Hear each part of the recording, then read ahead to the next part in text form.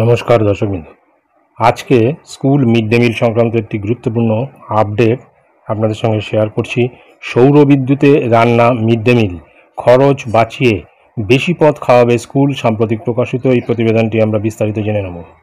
চিরাচরিত গ্যাস ওভেনে রান্না নয়, যেসব স্কুলের ছাদে সৌর প্যানেল বসানো আছে সেই সব স্কুল এবার সৌর প্যানেলের মাধ্যমে উৎপাদিত বিদ্যুতের সাহায্যে রান্না করতে পারবে পড়ুয়াদের মিড ডে মিল। ইতিমধ্যেই দমদম পার্কের কৃষ্ণপুর আদর্শ বিদ্যা মন্দিরের এই পদ্ধতিতে রান্না হয়েছে।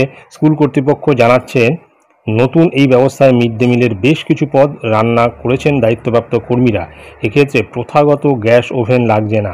সৌর প্যানেলে যে বিদ্যুৎ তৈরি হচ্ছে তার সাহায্যে রান্না হচ্ছে। ইন্ডাকশান ওভেনে রান্নার সময়ও লাগছে গ্যাসের থেকে কিছুটা কম। নতুন এই পদ্ধতিতে মিড ডে মিল রান্না করাকে বলা হচ্ছে গ্রিন কুকিং। এই ব্যবস্থায় রান্না করতে স্কুলগুলিকে প্রয়োজনীয় পরিকাঠামো দিয়ে সহায়তা করেছে রাজ্য সরকারের অপ্রচলিত শক্তি উন্নয়ন দপ্তর। এই দপ্তরের প্রকল্প ইঞ্জিনিয়ার প্রত্যয় সরকার বলেন যে ইন্ডাকশান ওভেনে রান্নার সময় তো বাড়ছেই, সাশ্রয় হচ্ছে খরচেও। কৃষ্ণপুর আদর্শ বিদ্যা মন্দিরের এই ব্যবস্থায় 2 ঘন্টায় 200 জন পড়ুয়ার জন্য রান্না করা গিয়েছে। বিদ্যুৎ খরচ হয়েছে 20 ইউনিট। এই ইউনিটের দাম 6 টাকা ধরলে মোট খরচ পড়ছে 120 টাকা। অন্যদিকে গ্যাসে রান্নার ক্ষেত্রে 200 পড়ুয়ার জন্য একটি সিলিন্ডার গড়ে 3 দিন যায়। একটি সিলিন্ডারের দাম 1000 টাকা ধরা হলে গ্যাসে রান্না করতে একদিনেই লাগছে প্রায় 350 টাকা। সৌর বিদ্যুতের রান্নায় বাড়ছে 200 টাকার বেশি। অপ্রচলিত শক্তি উন্নয়ন দপ্তরের আধিকারিকদের দাবি, নতুন এই ব্যবস্থায় অনেক বেশি পদ রান্না করা যাবে। ইন্ডাকশান ওভেনে সহজেই রান্না করতে পারবেন রাঁধুনিরা। গ্যাসের বদলে ইন্ডাকশান ওভেনে রান্না করে খুশি কৃষ্ণপুর আদর্শ বিদ্যা মন্দিরের এক মিড ডে মিল কর্মী রঞ্জু নায়েক। তিনি বলেন, গরমে রান্না করার সময় আমাদের ঘেমে নিয়ে একসা হতে হচ্ছে না, রান্নার সময়ে পাখাও চালানো যাচ্ছে। সম্প্রতি আমরা ইন্ডাকশানে পড়ুয়াদের জন্য ভাত, কাঁচা আম দিয়ে ডাল, সয়াবিন রান্না করেছি। উল্লেখ্য, সারা রাজ্যে প্রায় 3500-এর মতো স্কুলের ছাদে ইতিমধ্যেই সৌর প্যানেল বসেছে।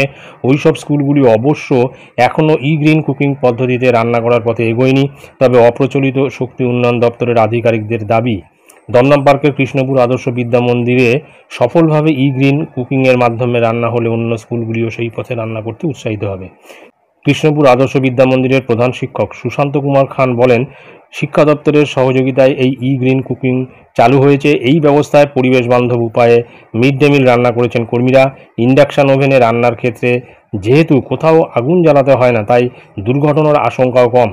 তবে এই ব্যবস্থায় রান্না সবেমাত্র শুরু হয়েছে, এখনও কিছু রান্না গ্যাসেই হচ্ছে। আগামী দিনে পুরো রান্না গ্রিন কুকিং পদ্ধতিতে হবে। সুশান্তবাবু জানান, এর ফলে তাদের স্কুলে এক দিনের রান্নায় খরচ কমেছে প্রায় 30%। সাশ্রয় হওয়া খরচে তারা পড়ুয়াদের বেশি পদ খাওয়াতে পারবেন, এতে পড়ুয়াদের পুষ্টিও বাড়বে। তো সুতরাং একটা ভালো উদ্যোগ, যেটা আমরা জানলাম এই প্রতিবেদনের মাধ্যমে। প্রায় অনেক স্কুলেই কিন্তু এখন সৌর প্যানেল বসানো হয়েছে। কোনো কোনো স্কুল এর অপব্যবহার করছে, আবার কোনো কোনো স্কুল কিন্তু এই সৌর প্যানেল বসানোর মাধ্যমে যে বিদ্যুৎ, সেই বিদ্যুতের সাহায্যে ইন্ডাকশান ওভেনের মাধ্যমে তারা মিড ডে মিলের রান্না করছে এবং তার খরচও অনেকটা কম পড়ছে। তো এটাই ছিল গুরুত্বপূর্ণ আপডেট যা আমি আপনাদের সঙ্গে শেয়ার করলাম। ধন্যবাদ।